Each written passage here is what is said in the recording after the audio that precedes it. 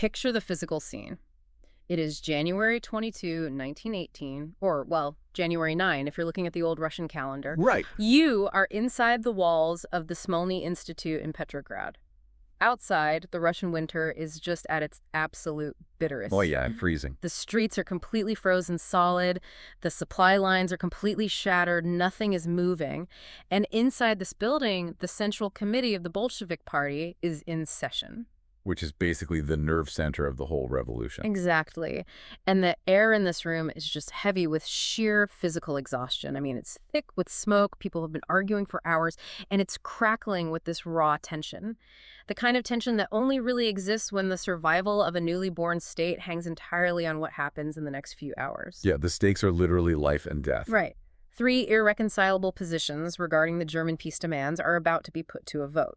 The choices the people in this room make right here tonight will dictate whether the Soviet Republic lives or dies. This, In Defense of October, Episode 2, Brest-Litovsk, Part 2, The 3 Positions. The question this part takes up is, what were the 3 positions inside the Bolshevik Party on the question of peace, and what did the debate reveal about the strategic premises of the revolution? We are not taking sides here. We are not endorsing the viewpoints of any political faction. We are examining the historical events and ideas as they are presented in the source material. Right, and to bring you right up to speed on where we left off, the Bolsheviks have taken power. They've issued their sweeping revolutionary decrees, land, peace, all of that. But they find themselves completely isolated in a devastated landscape. Completely cut off. Yeah, they are governing a country where the economy has essentially flatlined, the infrastructure is in ruins, and the army has entirely dissolved. And across the negotiating table at Brest-Litovsk, the German High Command has demanded a predatory peace. A massive land grab, basically. Exactly. And up to this point, the revolutionaries have used these peace negotiations to expose imperialist aims to the world and to buy time, all while European social democrats have aided their own ruling classes.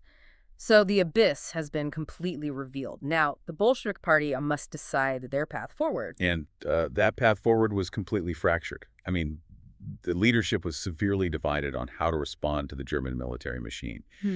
To really understand the stakes of this room, we have to look at the material reality they were dealing with. Right, the physical situation on the ground. Yeah. You mentioned the army dissolving, but it goes deeper than that. These were peasant soldiers who had spent years freezing in trenches, watching their commanders lead them into just senseless slaughter. They were done. Which brings us to the first of the 3 positions that emerged in that freezing room at the Smolny. This was the stance held by Nikolai Bukharin and a faction known as the Left Communists. Right. You really have to visualize Bukharin here to grasp the dynamic of this debate. He is just 29 years old. So young for that level of leadership.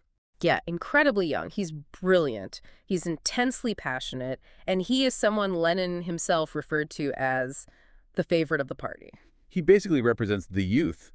The pure idealism of the revolution. Yeah. And Bukharin and his faction bring a very clear, uncompromising demand to the table revolutionary war. Right. Their argument is that it is far better to die fighting than to sign an imperialist peace. Yeah. And let's clarify what they mean by that for a second. An imperialist peace is a treaty where massive empires simply trade occupied territories, moving millions of people around like property on a chessboard. Exactly, just drawing lines on a map. Right. Bukharin argued that signing such a treaty would betray the international revolution. He felt it would completely demoralize the European working class who were, watching Russia for inspiration. It is an incredibly romantic vision. I mean, it appeals to the highest ideals of sacrifice and solidarity, but it crashes headfirst into physical reality. Exactly. Because you have to ask yourself, practically speaking, how do you command a heroic charge against a fully armed, highly mechanized German army when your own soldiers have already dropped their rifles? You just can't. They haven't just retreated. They have literally turned their backs on the trenches, hijacked the few functioning trains, and walked hundreds of miles home to their villages. Right, and that underlying reality exposes the total strategic bankruptcy of Bukharin's position. I mean, to declare a revolutionary war in January 1918 meant declaring a war that physically could not be fought. Right. The material reality was undeniable. The Russian soldiers were starving, they were freezing, they were exhausted. As Lenin famously put it, they had voted for peace with their feet. Because they just walked away. Exactly. Right. So if the Bolsheviks followed Bukharin's demand, It would guarantee the immediate and unresisted occupation of Petrograd and Moscow by the German military. The Soviet Republic would be violently destroyed just weeks after it was born. It's essentially a suicide mission disguised as a heroic last stand. Precisely. The theoretical flaw here is really profound. Bukharin's faction was engaging in revolutionary phrase-mongering. It sounded magnificent, it gets the blood pumping, but it would produce entirely counter-revolutionary results. Because you can't build a new society if the state apparatus is instantly crushed by foreign tanks. Exactly. The measure of revolutionary action is not what sounds the most heroic in a speech or what feels the most uncompromising. The measure is what actually advances the cause. Right. Lenin would later diagnose this exact mindset as an infantile disorder. He saw it as a prioritization of the emotional purity of a glorious defeat over the difficult, unglamorous necessity of strategic retreat. Wow. So Bukharin's plan is emotionally satisfying but practically suicidal, which is exactly why the man who actually built this new state took the exact opposite approach, even if it made him the most hated man in the room. Yeah, it really did. This is the second position we need to talk about, Lenin's position. Lenin's proposal was incredibly blunt. He argued they should delay the negotiations for as long as humanly possible, just stretch the talks out. But if Germany issues a final military ultimatum, capitulate immediately and sign whatever harsh terms they put in front of you. Wait, he wants them to just surrender, just give up vast amounts of territory to a hostile empire without throwing a single punch. Yes, complete capitulation if forced. And you can imagine the reaction from the rest of the leadership to that. I mean, I can definitely see how that sounds like treason to the very ideals they just fought a revolution for. Oh, absolutely. When the party surveyed over 200 local Soviets on this specific question, the numbers were staggering. Out of all of them, only 2, Petrograd and Sebastopol, voted to sign the peace. Just 2? That's wild. Right. The overwhelming majority, including massive industrial hubs like Moscow and the Urals, wanted to break off negotiations entirely and fight. So how does the primary architect of a workers' state justify giving away the farm like that? Well, the answer lies in Lenin's brutal, courageous realism. He was perfectly willing to stand against the vast majority of his own party, and he was even willing to risk a formal split in the organization. Because he was that sure he was right. Yes, because he grasped a fundamental, non-negotiable truth. The survival of the Soviet Republic was the absolute precondition for any future world revolution. Okay, so he's looking at the board not as a Russian nationalist, but as an internationalist playing a very long game. Exactly. Lenin laid this out explicitly in an argument to Trotsky. He said, "The German Revolution is vastly more important than ours. But when will it come? No one knows. And at the moment, there is nothing so important as our revolution. It must be safeguarded against danger at any price." This is the precise logic of the breathing space. So everything, including giving up enormous amounts of land, resources, and population centers, had to be subordinated to buying time. Yeah, because if we connect this to the bigger picture, Lenin understood that the Russian Revolution was merely the first act in a global drama. If that first act is crushed by the German military machine just because you proudly refuse to sign a piece of paper, the curtain never rises on the second act. You cannot inspire the European working class to rise up against their own governments if your new state has just been completely erased from the map. Yeah, that makes sense. So we have Bukharin's call for a suicidal war on one side and Lenin's demand for an immediate, bitter surrender on the other. That sets up the third position, which was formulated by Leon Trotsky. And his position was captured in a highly specific, almost paradoxical formula. He said, "We end war, we demobilize the army, but we do not sign peace." Neither war nor peace. Which sounds like a riddle, honestly. Yeah, it really does. To understand why this option was even on the table, we have to look at the international climate at that exact moment. You have to remember what was happening in the global press. Right, the propaganda war. Exactly. The Entente press, meaning the mainstream newspapers of the British and French allies, along with the social democratic press and bourgeois newspapers all over Europe, were actively spreading a very specific lie. A lie that threatened to completely discredit the revolution. Yes. They were telling the global public that the Bolsheviks were paid German agents and that the entire Brest-Litovsk negotiation was just a prearranged stage play designed to take Russia out of the war to help the German emperor. Wow. So think of it like a high-stakes poker game. You're sitting at the table and everyone in the room is whispering that you are secretly colluding with the guy sitting across from you. Right. And if you just quietly fold your hand and hand over your chips, which is essentially what Lenin was proposing by signing the treaty, you just confirm their suspicions. The onlookers will point and say, "See?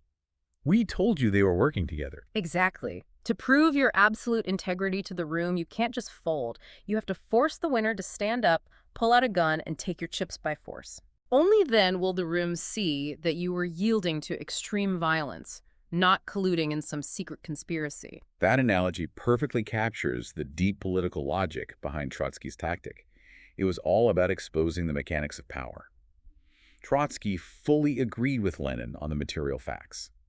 He knew the Russian army could not fight and that a revolutionary war was physically impossible. Right. But Trotsky understood the international political cost of voluntarily signing the treaty. Because if they just signed the papers without a fight, the global working class would be hopelessly confused.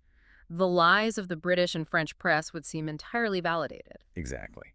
But if the Bolsheviks explicitly refused to sign the annexationist treaty, and Germany responded by launching a massive military offensive against a state that had already declared the war over and demobilized its troops, the situation would be instantly clarified. It breaks all the traditional rules of statecraft, doesn't it? I mean, states either sign treaties or they fight. They don't just put down their weapons and dare the enemy to advance in front of the whole world. No, they don't. And that is the genius of open diplomacy here. Germany would be exposed to the world, and especially to the German working class, as a naked, unprovoked aggressor. Right. The Bolsheviks could then sign the treaty at the point of a bayonet.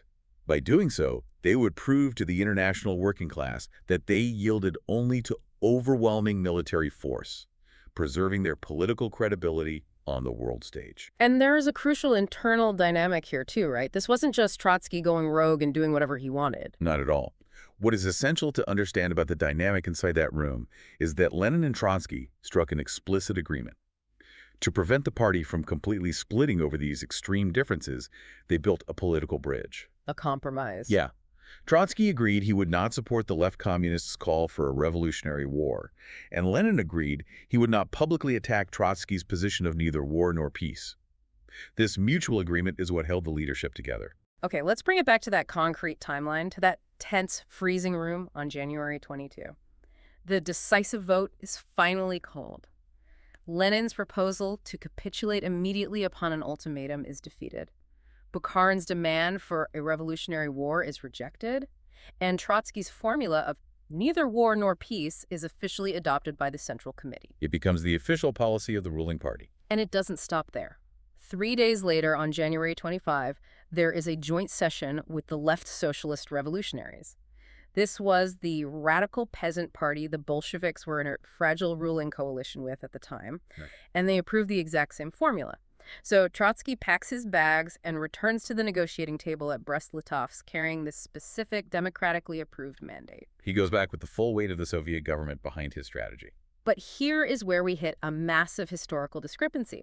If you look at state-sponsored Soviet histories produced in the decades that followed, long after these events, they completely rewrote this moment. Oh, they totally falsified it. Yeah, they claim that Trotsky acted entirely on his own at Brest-Litovsk. The official, heavily doctored narrative became that he was a rogue maverick, defying Lenin and the party by refusing to sign the treaty, and that he single-handedly endangered the revolution. So what does the official documentary record actually prove about what happened? The official historical record completely dismantles that later Stalinist falsification. The evidence of the party's democratic consensus is undeniable, and it is preserved in their own words from the time. Zinoviev stood before the Petrograd Soviet on February 11th and stated clearly that, quote, "Our delegation has found the only correct way out." The party leadership was unified in this assessment. Wow, so it was out in the open. Very much so. We see the same thing from Yakov Sverdlov, who moved a resolution stating the Central Executive Committee, quote, "fully approves of the action of its representatives at Brest-Litovsk." The mandate was officially confirmed by the highest bodies. So the whole leadership backed him. Yes. And finally, Lenin himself, reporting at the March 1918 Party Congress, confirmed that, quote, "At the Central Committee, a decision was adopted not to sign peace." The historical record leaves no room for ambiguity. So Trotsky wasn't a rogue actor at all. He was executing a democratically chosen mandate. Exactly. When we synthesize the meaning of this evidence, it shows us something vital about the nature of this early state. This reveals how a genuine revolutionary party functions. Right. It's not a dictatorship in that room. No, it does not operate through suppressed debate or top-down, unquestionable commands. It functions through open, fierce theoretical struggle, followed by collective resolution. They debated, they voted, and they executed the decision of the majority. Yeah. As we look back at Brest-Litovsk, we see the ultimate challenge of maintaining a state's class character. The Bolsheviks built a state of an entirely new type. Their true test was navigating the incredibly treacherous waters of imperialist diplomacy without losing the core nature and purpose of that state. Consider the immense vulnerability of this early period. The fate of global historical movements did not rest on monolithic, flawless decrees from a unified leadership. It rested on razor-thin votes in freezing rooms. It rested on temporary alliances between leaders who profoundly disagreed. And ultimately, it rested on the physical exhaustion of ordinary soldiers freezing in the trenches, dictating the material limits of what was politically possible. The Bolsheviks have made their decision. The mandate is set. The question that will drive the next part of this episode is this. What happens when the declaration of neither war nor peace meets the reality of the German army? Yeah. That is the subject of part 3.